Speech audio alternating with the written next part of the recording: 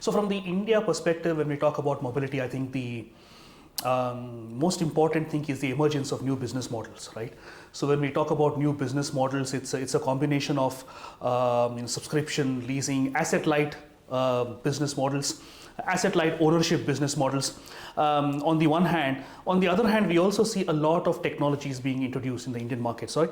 So when I say technologies, it's a combination of again electrification, powertrain, ADAS technologies, advanced driver assistance system technologies, eventually leading to a little bit of autonomous driving. Of course, we're still a long way from having any form of autonomous driving in India, but it's a good sign to see some of the OEMs introducing some features from the advanced driver assistance space. So I would say these are some of the key trends that we see from the future mobility perspective in India.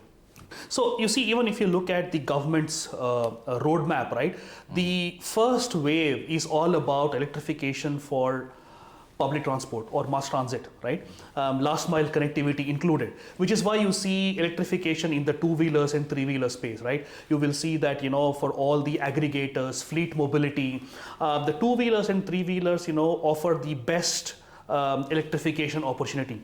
And then you have got public transport like buses, right? So you are seeing a lot of electric buses being introduced through state transport undertakings, right? You've seen it in Chennai, you've seen it in Karnataka, you've seen it in Delhi, Chandigarh, and so on. And that is going to continue.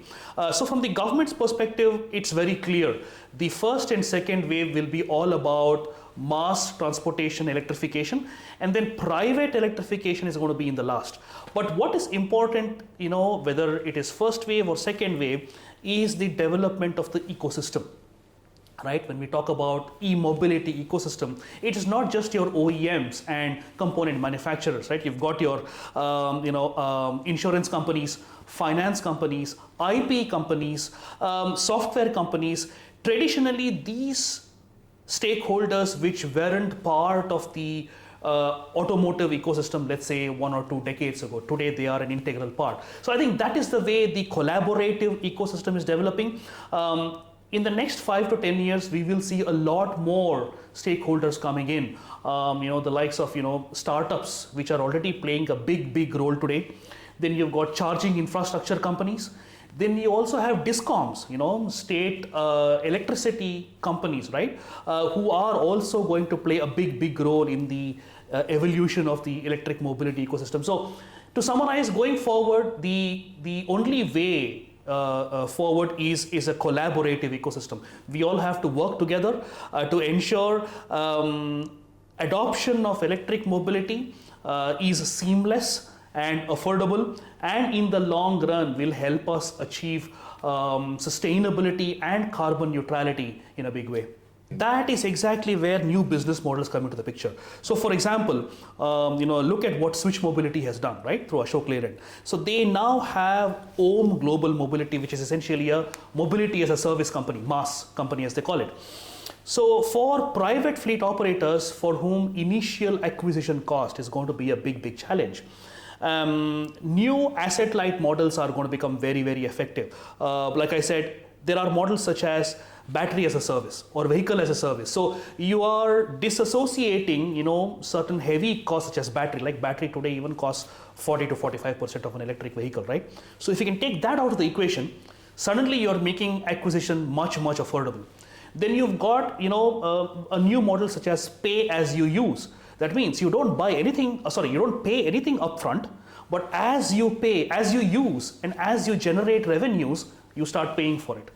So it is in everybody's interest, right, to electrify this segment so that on the one hand you increase adoption, and on the other hand you make it affordable for these fleet players that they don't have to spend or invest money upfront, but as they start operating it, it's an OPEX based model, right? As they start operating it and start generating revenues, they start paying as well.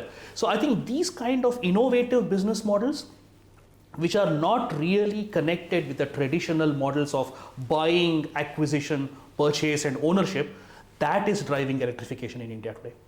It's all about competency and capability development, right? Today we've got a lot of component manufacturers in India who manufacture mechanical components, which they've been doing for decades, right? If they have to transition towards electric vehicle components and aggregates manufacturing, they have to start looking at building competencies and capabilities. The first step is to look at electronics, right? Mechatronics, when we talk about mechatronics, it forms a great step between completely mechanical and electrical and software, spheres.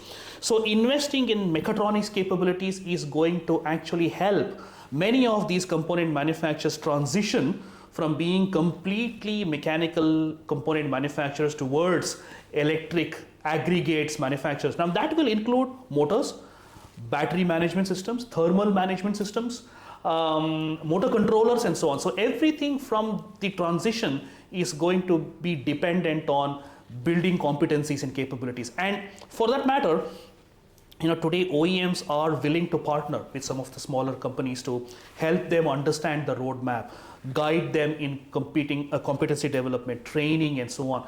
And today we saw IIT Madras also participating. So I think that's a great opportunity. Collaboration with academia, industry academia collaboration is another very, very good way of achieving this. So to summarize again, the way forward is to build competency, invest in manpower and technologies, and make sure there is a constant supply of good talent from universities. I think that's the only way forward. So semiconductor industry is again very manufacturing, and investment heavy industry. So you need scale, right? So if you look at what Taiwan has done or what China has done, right? They were able to invest in an early stage, so they were able to build scale. So we are not in the position to do that right now. But having said that, we have seen a lot of interest in certain states and certain companies willing to invest from a different perspective. That perspective is to reduce import dependency, right? Everything from the Atmanirbhar Bharat campaign. So, and also from the competency part I mentioned earlier. So if you put all this together, India is a very, very good opportunity to invest in semiconductors. And we have seen some news in the recent past about companies willing to invest. But for me, the bigger question is scale. Are we going to achieve the scale Taiwan and China has achieved? I don't have an answer for that. But yeah, from a competency capability perspective, that's a great investment. Yeah.